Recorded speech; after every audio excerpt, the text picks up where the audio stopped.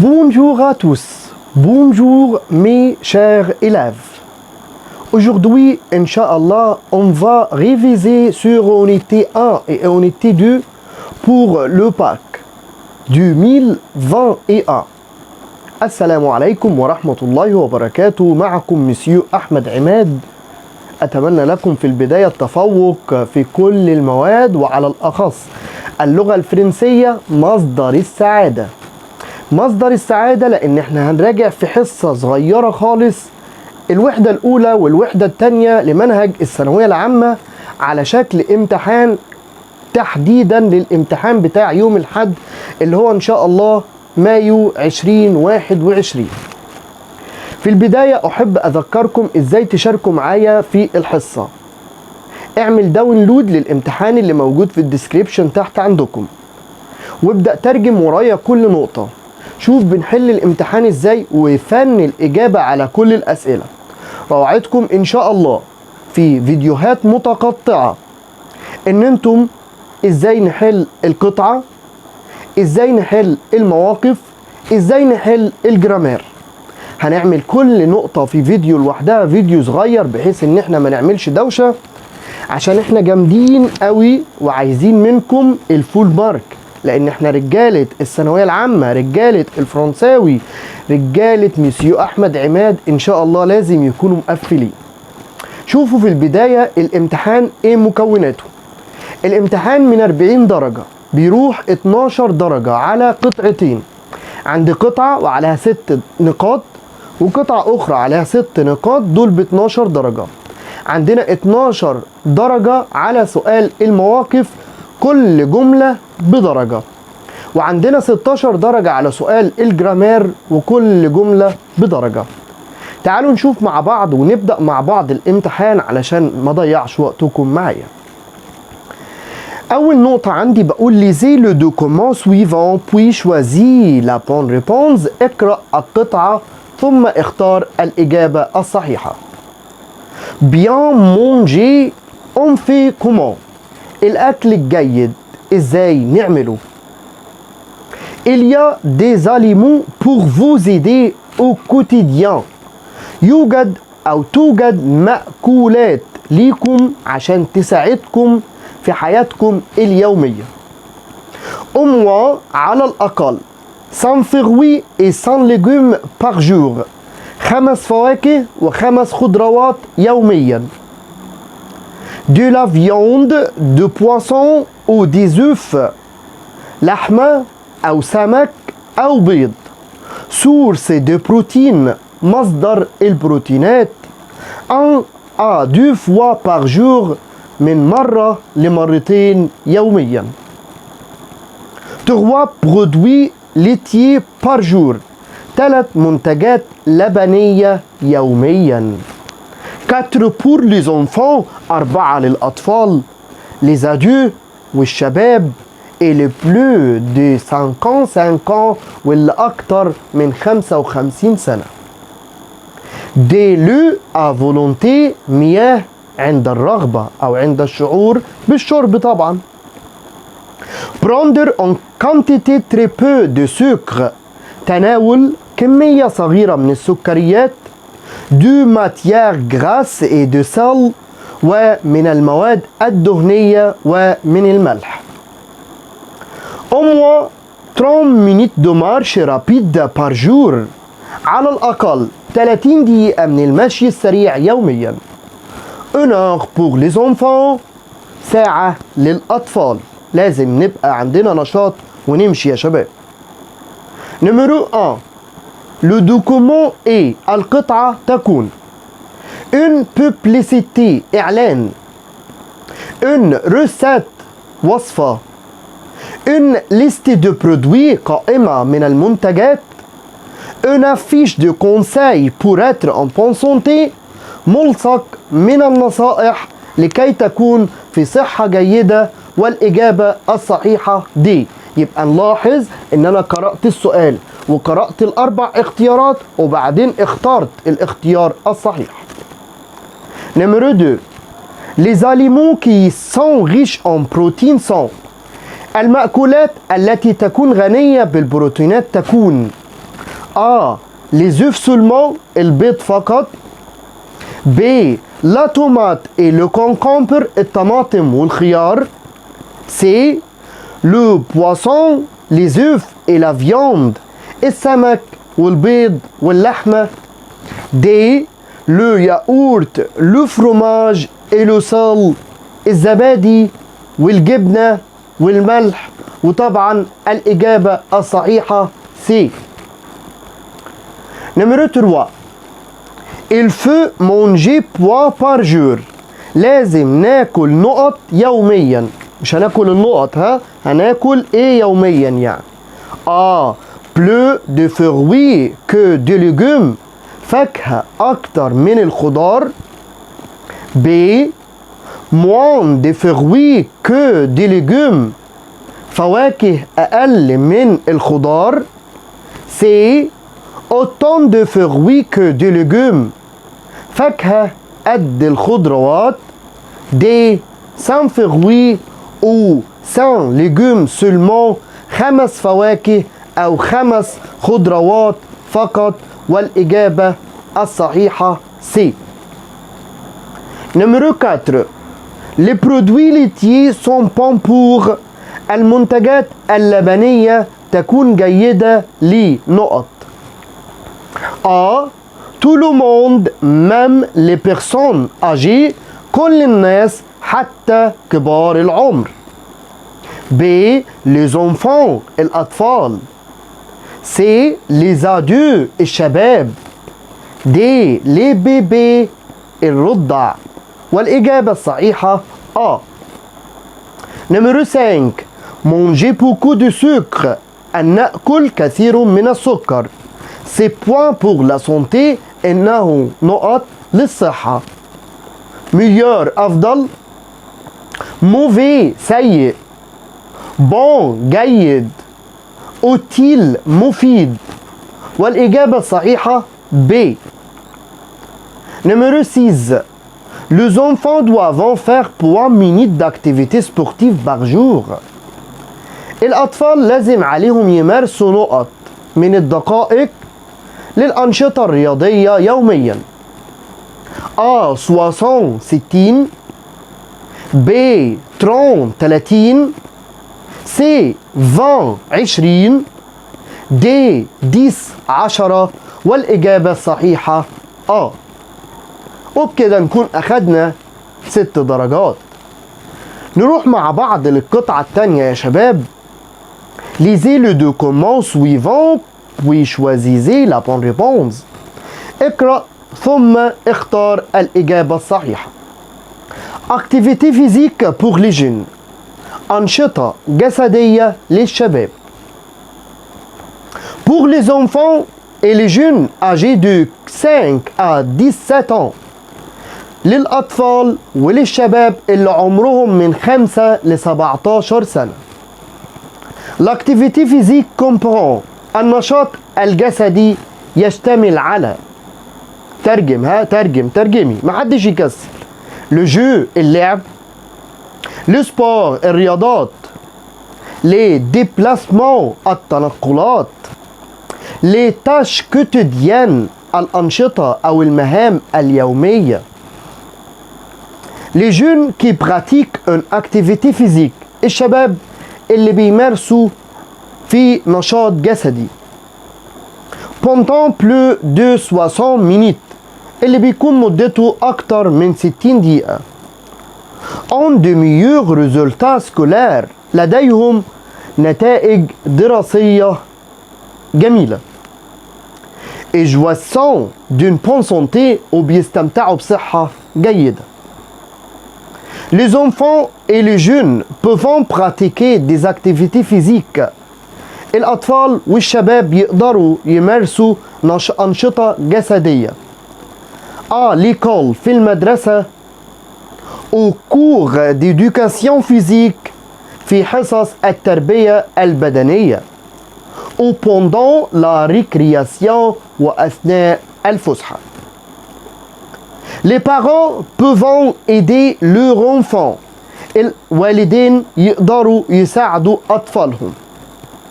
à faire beaucoup de choses. Par exemple, في عمل كثير من الأشياء على سبيل المثال. Faire une promenade en vélo. عمل نزهة بالدراجة. Ou jouer au parc أو اللعب في الحديقة. Ils ne doivent pas permettre aux enfants. هم لا يجب عليهم أن يسمحوا للأطفال de rester beaucoup de temps devant la télévision et l'ordinateur. أن يظلوا كثير من الوقت أمام التلفزيون والكمبيوتر. Numéro 7. Le document parle. القطعة تتحدث. A. Du sport عن الرياضة. B. De l'activité physique عن النشاط الجسدي. C. De l'activité culturelle عن النشاط الثقافي. D. Des tâches ménagères عن المهام المنزلية. والإجابة الصحيحة B. Numéro 8. Les activités physiques aident les élèves. الأنشطة الجسدية تساعد التلاميذ A. à avoir de mauvais résultats بأن يحصلوا على نتائج سيئة. B. à ne pas passer l'examen أن لا يجتازوا الامتحان. C. à réussir son examen في إن هم ينجحوا بالامتحان. D. à ne pas être en bonne forme أن لا يكونوا في كامل اللياقة. والإجابة الصحيحة C. Numéro 9. À l'école, l'élève peut faire des activités physiques. في المدرسة التلميذ يستطيع أن يقوم بالأنشطة الجسدية. A. Au cours de maths في حصة الرياضيات. B. Au cours d'EPS et la récré في حصة الألعاب والفسحة. C. Pendant le repas au صلف أثناء الوجبات في المطعم. D. O. C. D. E في صالة الوسائط المتعددة. والإجابة الصحيحة B. Numéro 10. À la maison, les enfants doivent. في المنزل الأطفال يجب عليهم A. Passer beaucoup de temps devant la télévision أن يقضوا كثير من الوقت أمام التلفزيون. B. Rester moins d'heures devant la TV أن يظلوا قليل من الساعات أمام التلفزيون. C. Regarder la télévision toute la journée مشاهدة التلفزيون طول النهار. D. Rester devant l'ordinateur plusieurs heures أن يظلوا أمام الكمبيوتر ساعات عديدة. والإجابة الصحيحة B. Numéro 11. Si l'enfant fait une promenade, il doit utiliser.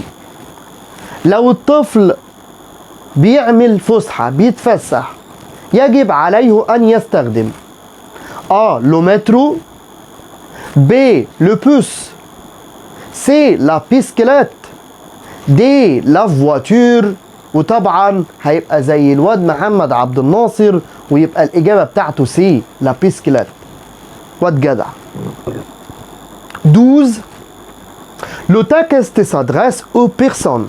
النص بيوجه للأشخاص. A. Du 5 à 17 ans من 5 ل 17 سنة. B. Du 15 à 50 ans من 15 ل 50 سنة. C. Du 17 ans à 60 ans من 17 ل 60 سنة. D. Du 5 à 7 ans من 5 ل 7 سنين. وطبعا هنا الإجابة الصحيحة A. وكده نبقى أخدنا الست درجات التانيين اللي هم 12 من 12 قطعة. نروح مع بعض للجزئية التانية عندنا وهي جزئية السيتواسيون. برضو لازم نقرأ ونترجم السؤال والأربع اختيارات وفي الآخر نختار. نشوف النقطة 13. Pour parler de votre sport extrême préféré vous dit. لكي تتحدث عن رياضتك الخطرة المفضلة تقول A. L'escalade c'est dangereux. التسلق إنه خطير. B. Je pratique le football. أنا أمارس كرة القدم. C. Je ne fais pas de boxe. أنا لا أمارس الملاكمة. D. Je pratique le kitesurf. أنا أمارس ركوب الأمواج. والإجابة الصحيحة D. Numéro 14. Votre ami vous demande c'est quoi le VTT vous dit. زميلك بيسألك يعني ايه VTT وأنت تقول A. C'est un sport nautique. إنها رياضة مائية. B. C'est un sport de glisse. إنها رياضة تزحلق. C. C'est un sport extrême. إنها رياضة خطرة. D. C'est un sport classique. إنها رياضة تقليدية. والإجابة الصحيحة C. Numéro 15. Vous demandez à votre ami le travail d'un pâtissier, il vous dit. تسأل صديقك عن عمل الحلواني وهو يقول لك A. Il vend des poissons. هو بيبيع سمك. B. Il fait du pain. هو بيعمل خبز. C. Il vend des gâteaux et de la glace. بيبيع جاتو ايس كريم. D. Il vend des aliments. بيبيع مأكولات. والإجابة الصحيحة C. Numéro 16. Vous demandez à votre ami les équipements de badminton. Il dit. تسأل صديقك عن أدوات كرة الريشة وهو يقول A. Un racket et un balle. مضرب وكرة صغيرة. B. Un racket et un volant. مضرب وكرة ريشة. C. Un vélo et des baskets. دراجة وحذاء رياضي. D. Un corde et des gants. حبل وجلوفز. والإجابة الصحيحة B. Numéro 17. Votre sœur vous demande de l'aider à préparer un plat de salade. Il dit. أختك بتطلب منك إنك تساعدها في تحضير طبق سلطة وبتقول لك A. Fais-le lit. رتب السرير. B. Mange des légumes. كل الخضروات. C. Lave les légumes. اغسل الخضار. D. Les légumes sont frais. الخضار بيكون طازج. والإجابة الصحيحة C. اغسل الخضروات. 18. Votre ami vous demande où on pratique l'escalade vous dit. زميلك بيسألك أين نمارس التسلق وأنت تقول A. Au gymnase. في صالة الألعاب الرياضية. B. À la montagne. في الجبل. C. À la campagne. في الريف. D. Sur le terrain de sport. في ملعب الرياضة. وطبعا الاسكلات بيكون إجابته B. في الجبل. 19. Votre camarade est au صالف vous dit. زميلك بيكون في المطعم وانت بتقول A. Il fait de la recherche. ده بيعمل بحث. B. Il surfe sur internet. يتصفح الانترنت. C. Il prend son déj. يتناول غداءه. D. Il prépare son devoir. بيحضر واجبه. والإجابة الصحيحة C. 20. Le vendeur vous demande votre taille vous dit. البياع بيسألك عن مقاسك وانت بتقول A. Je chasse de 42. مقاس جزمتي 42. Je voudrais ce modèle. أريد هذا الموديل. Je fais de 42. مقاسي 42. Je suis en taille moyenne. أنا بكون مقاسي متوسط. والإجابة الصحيحة والدقيقة C. للتعبير عن المقاس. 21. Vous demandez à votre ami ce qu'il fait au cours de EPS. Il dit. تسأل صديقك ماذا يفعل في حصة الألعاب وهو يقول A. J'apprends les maths. أتعلم الرياضيات. B. Je fais des exercices physiques. أنا أمارس تدريبات جسدية. C. Je fais les exercices de français. بحل تدريبات الفرنسية. D. Je fais de courses. أتسوق. والإجابة الصحيحة B. 22. Votre ami vous informe de son sport préféré. Il dit زميلك بيخبرك عن رياضته المفضلة ويقول A. Je pratique le tennis. أنا أمارس التنس. B. Il aime la natation. هو بيحب السباحة. C. Les jeunes aiment faire du sport. الشباب بيحبوا يمارسوا الرياضة. D. Je suis contre le sport violent. أنا ضد الرياضات العنيفة. والإجابة الصحيحة برافو. 23. Vous demandez à votre copain son avis sur le rugby. Vous dit تسأل صديقك عن رأيه في رياضة الرجبي وبتقول vous faites du rugby. هل تمارس الرجبي؟ B. Ça vous dit de jouer au rugby. ايه رأيك ما تيجي نلعب رجبي؟ C. Pourquoi vous êtes contre le rugby. ليه انت ضد الرجبي؟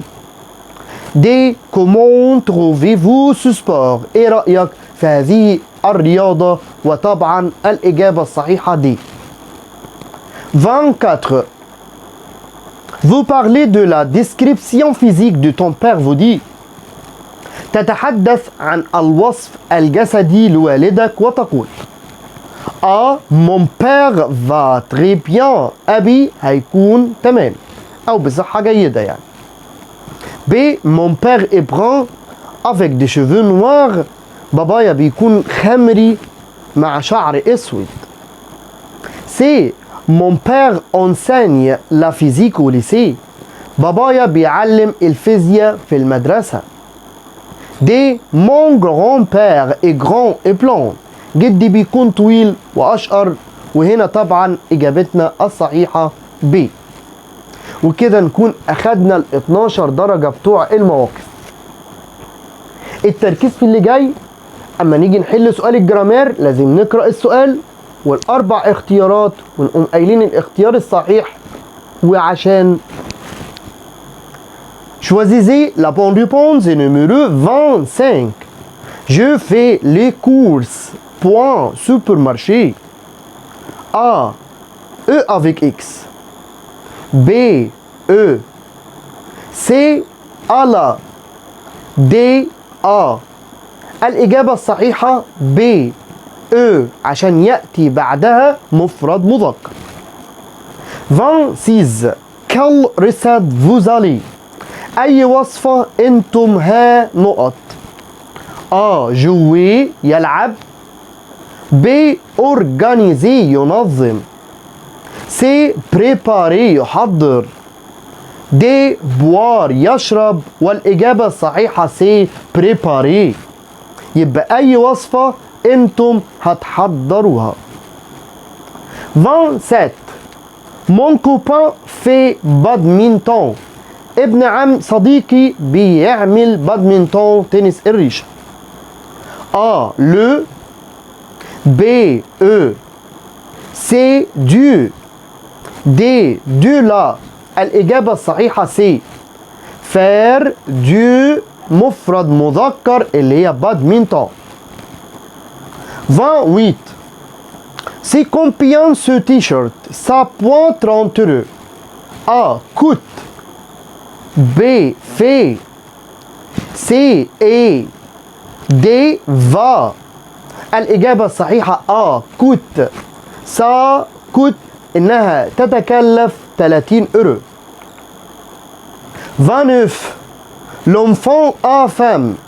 Sa mère point donne à manger. الطفل جعان. مامته بتأكله. A. Le. B. La. سي إيل. دي لوي، والإجابة الصحيحة دي اللي هي لوي، عشان فيرب دوني دايما بيجي معاه كومبلومون اوبجي انديريكت، أي مفعول غير مباشر، لأن أصل الجملة هتبقى إيه؟ sa mère donne à manger aux enfants. aux enfants مفعول غير مباشر عاقل مفرد يستبدل بالوي. 30 au goûter في الوجبة الخفيفة je mange tartine de beurre. أنا باكل نقط تورتة زبدة. تارتين باردون، تارتين دو بور اللي هو توست وعليه زبدة. اختيارات A 1 B 2 C 2 D D. الإجابة الصحيحة الأولى 1، لأنه بياكل قطعة واحدة من التوست اللي عليه زبدة. 31 Poisson voulez-vous poire. Choisis A. Cal avec L. B. Cal avec du L. C. Cal avec S. D. Cal avec ES. والإجابة الصحيحة D، عشان poisson كلمة جمع مؤنث. 32 Vont tes parents pour faire les courses. يذهب والديك للتسوق. Choisis A. Où. B. Qui. C. Combien. D. Que. والإجابة الصحيحة A. Où. أين يذهب والديك للتسوق. 33 Ma mère va point Pôcherie pour acheter de la viande. E. B.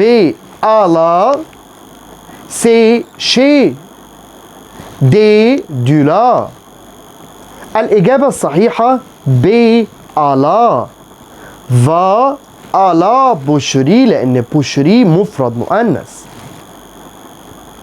34 Tout le monde aime manger des légumes. A. Fraîche avec ES. B. Fraîche avec E. C. frais. D. surgelé. هنا الإجابة الصحيحة C، لأن دي لجوم جمع مذكر، والوحيدة الجمع المذكر C خضروات طازجة. 35 Le fromage. Il y a beaucoup de types. A. Le. B. L'apostrophe. C. En. D. Les.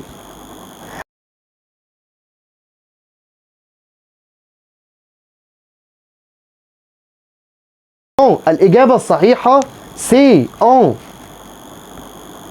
ليه بقى en؟ لأن لما بيبقى عندي أكل أو شرب أو عدد أو كمية بختار الضمير en. فهنا الكلام يعود على الجبنة، يوجد منها أنواع كثيرة، فنجد أن الضمير en دايما يدل بمعنى من أو عن. 36 L'entraîneur demande aux joueurs ne bois pas tard. A. Se couchant. B. Vous couchez. C. Couchez-vous. D. Tu couches. والإجابة الصحيحة B، لأن هنا المدرب بيؤمر اللعيبة وبيقول لهم ما تناموش متأخر، يبقى هنا إجابتنا الصحيحة B. 37 La boucherie est point de la poste. A. En face. B. Entre. C. Devant. D. Derrière. والإجابة الصحيحة en face. en face ليه؟ عشان خاطر بيجي بعدها دو اللي هي الأولى. 38 Les ingrédients de salade. Je viens de acheter. مكونات السلطة أنا لسه مشتريهم. الاختيارات A. L'apostrophe. B. La. C. L'heure. D. Les. والإجابة الصحيحة ليه تعود على les ingrédients مفعول مباشر جمع. 39. Oh, comme ces poissons sont choisis. A. Délicieux. B. Bonne. C. Délicieuse. D. Délicieuse avec ES. والإجابة الصحيحة برافو délicieux لأن ces poissons جمع مذكر. 40. Faites devoir avant d'aller à l'école. A. Vous. B. Votre. C. Vos. D. T. والإجابة الصحيحة C لأنها تدل على الادجكتيف بوسيسيف. فات اعملوا يجي معاها فوتر أو فو، فاخترنا فو عشان جه بعد النقاط جمع. وبكده نكون أخدنا كمان ال 16 درجة بتوع الجرامير، يعني قفلنا امتحان الفرنساوي ولله الحمد، عقبال ما تقفلوه إن شاء الله في نهاية السنة. إن كانت المراجعة عجبتكم تابعونا وما تنسوش تعملوا طبعا سبسكرايب للقناة وتفعيل الجرس علشان يجيلكم كل ما هو جديد. انتظرونا ان شاء الله في السلسلة القادمة بتاعت ازاي تحل امتحان ثانوية عامة بأقل مجهود مع مسيو احمد عماد. اتمنى لكم كل التفوق وربنا يحرسكم، وشدوا نفسكم وهموا وذاكروا واحنا وراكم لغاية ما تخلصوا الامتحان وتقولنا عشان كمان نكرمكم. بالتوفيق لكم كلكم واشوفكم على خير، والسلام عليكم ورحمة الله وبركاته.